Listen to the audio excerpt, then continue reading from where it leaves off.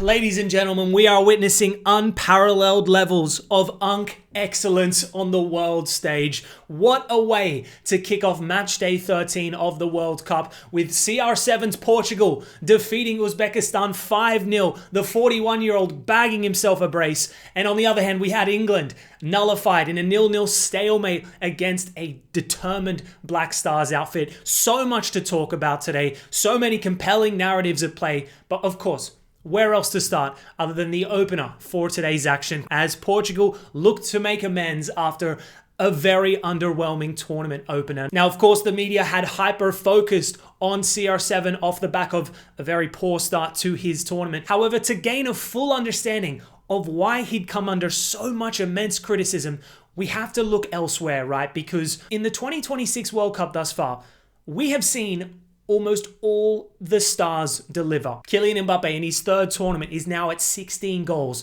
back-to-back braces in his opening 2 games. Mr. World Cup, it seems, at this point in his career at 27. Meanwhile, Erling Haaland, okay, you stat pad in the qualifiers. How are you going to perform on the world stage? Back-to-back braces. Old mate looks the real deal. Kane scored a brace in his opener. Lamine Yamal in his first start scored a big goal for Spain. Then you look at someone like Mo Salah delivering. All the big names have delivered thus far. Of course, the biggest of which being Lionel Messi, with the 38-year-old, now 39 as of today, scoring a hat-trick, a first hat-trick in his opener, followed by a brace yesterday. The rivalry had been relitigated once more, so coming into today, Ronaldo was under huge pressure. That same criticism that had haunted him in 2022 and Euro 2024, right, that he's past it, he's too slow, he can't defy the aging process any longer, Portugal have to move on. That was the perspective of many. Now, my commentary on his woes prior, right, was that sure, he had a bad game. Ronaldo would be the first person to admit that, right? 3 shots, all off target,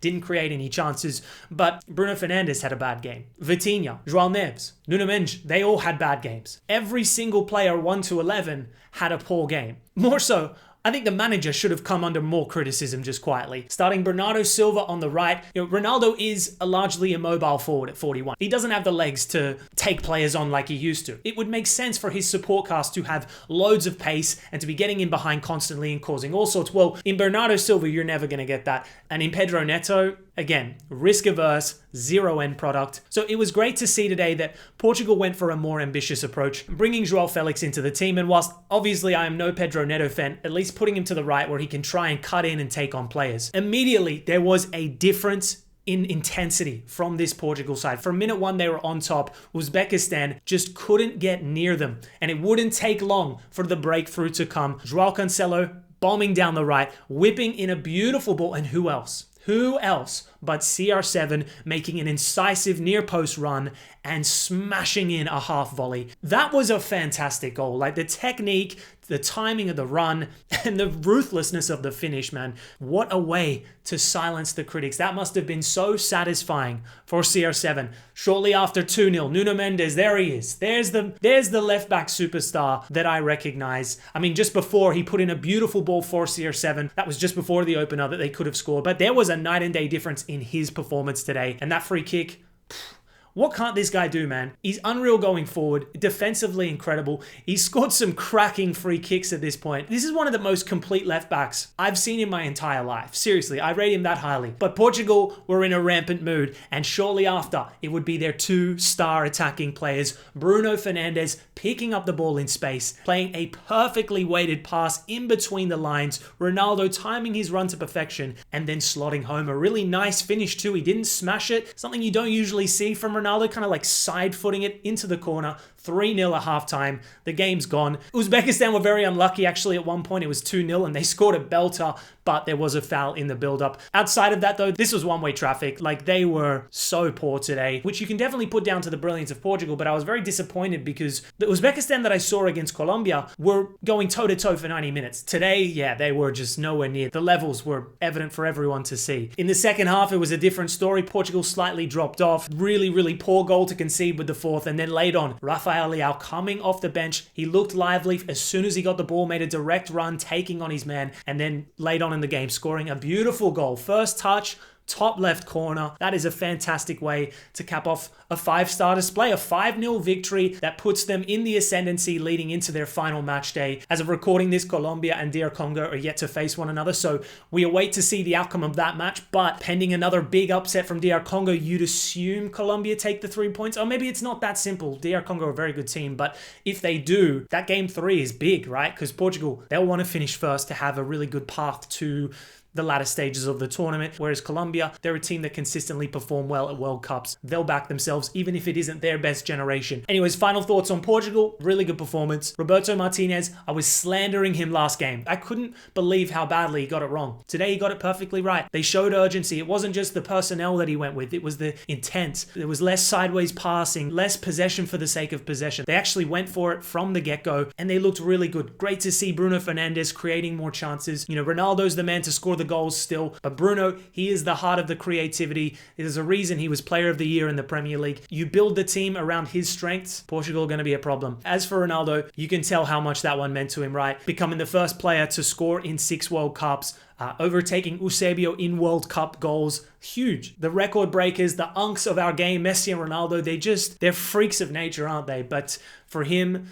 after having to, watch Messi deliver incredible performances back to back, knowing the competitor that he is at heart, you just know how much that one meant to him. We switch gears to England now, and very different circumstances from match day 1, right? England took on Croatia. It was a bit of a roller coaster affair in that first half, but ultimately England really showed their levels in that second half display. They were fantastic. Their athleticism, their physicality, the end product was there. Harry Kane picking up a brace. They could have had more. O'Reilly came close on multiple occasions. They looked a real dangerous side. Their substitute players all making an impact. Just so much energy within that England performance against Croatia, against a good side too, right? Sure, this may not be the greatest Croatia side we've seen in recent years. Luka Modric at 40, he actually looked a bit off the pace that match day, but from England's perspective, this Croatia team reached the semi-final in 2022. They reached the final in 2018. So for them to pick up a huge victory in the opener, that is a fantastic performance, and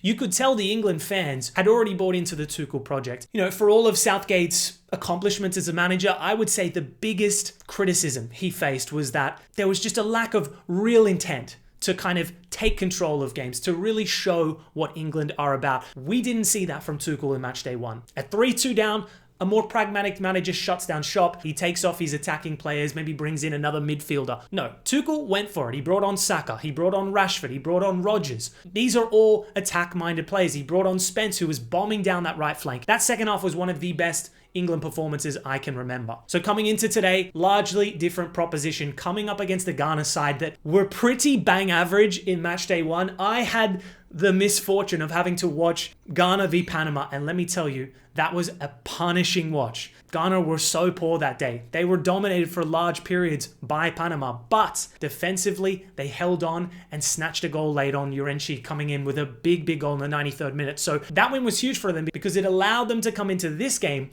with a real defense-first approach. They didn't set up in a back 5 of sort. However, this was a proper haram ball clinic today. Next to nothing in that first half going forward. They sat back, absorbed the pressure with their low block, and England really struggled to create. Gordon ghosted, just like he did in the first game. Madueke, he received a lot of the ball. He got the better of his man once or twice, but apart from that, it was backwards passes to Reece James and crosses into no man's land. I was really underwhelmed with that first half performance. Really underwhelmed. For all the quality on the pitch, there was just no penetration of that backline. No players that were able to cause any problems for that Ghanaian defense. From what I can remember, they didn't create a clear opening. And in the second half, it was more of the same for at least 60 minutes. Barcelona might be second guessing their decision to sign Gordon, having watched him in the last 2 games. He's been really poor, hasn't he? Like, really poor. You'd think fresh off of such a big move, you're now starting for England back-to-back games. Where's the personality? I think he only got the better of his man like once or twice until he was inevitably hooked. I thought when Saka and O'Reilly came into the equation, England definitely improved. They showed more urgency. I'm not a huge Madueke fan personally. Like, this guy does not have end product. I think Tuchel will be hoping that Saka can reach full fitness in the latter stages, because I don't think Madueke is going to cut it against elite teams. Ghana tried to show a bit more counter-attacking threat in the second half. There were two controversial calls in the favor of England. The first involving Pickford. For me, I don't think it was a penalty. I think it was clumsy from both players. The second one, however, for me, that is a stonewall penalty. Konsa doesn't get any of the ball. He takes out his man. I can't believe no VAR check followed. From then on, Ghana kind of accepted, hey, we'll take the point. It's not a bad outcome for us. They sat deep, looked to their pacey wingers to try and spring something on the counter when the rare opportunity arose. However, in the late stages, you saw that sense of urgency pick up. Saka had a good attempt on goal. Kane had a strike from out the box saved. Then the big chance in the 89th, 90th minute or so, a beautiful ball into O'Reilly, where just like match day 1, he timed his run to perfection, but hit the crossbar. That will be so disappointing. He's had 3 golden opportunities now in 2 games, all 3 headers, but has missed the target. And same with Kane. He probably should have scored that rebound. He was sharp to react, but the finish was waywards. In the end, they settle for a point. I'm not going to read too much into this game. I still think England from here onwards can have a fantastic tournament. Questions do have to probably be asked, though, about their ability to counteract those low block backlines, because, bar 1 or 2 chances, Ghana were otherwise comfortable today. I thought Opoku had a fantastic game. All in all, it was a really defensively sound performance from the Black Stars. They're now sat on 4 points, so it's great for them. They're almost certainly going to advance to the round of 32. It'll be interesting to see that final match against Croatia. Maybe they can pip into second place. As for England, look, you'd anticipate this result isn't a bad one, because they're probably going to defeat Panama in match day 3 to stay top of the group. Do you rest key personnel? If I were in Tuchel's shoes, I probably would, but outside of that, it's not a terrible performance, but it's not anything to rave about, is it? If you wanted to take a more positive outlook off the back of today, at least defensively, they seemed more assured. I liked Gerhi and Konsa as a partnership. I'm not a huge fan of inverted fullbacks in general, unless it's like Joao Cancelo. Jed Spencer left back doesn't really do it for me. He did nothing wrong from a defensive standpoint, but this England team should be ambitious with their attacking players. You just think of a Lewis Hall in that situation. He probably would have offered more today. Certainly Nico O'Reilly did in his limited cameo. No doubt he will be reinstated into that starting 11 as the tournament progresses. So yeah, that's my review of the opening 2 match days of the day. I know we've still got another 2 matches coming up shortly. If you want to see additional coverage from those 2 games, make sure you tune into DMAC Daily, where I'll be giving you a deep dive of every single match day of the World Cup from start to finish. And yeah, man, thanks for tuning in, and I'll see you later.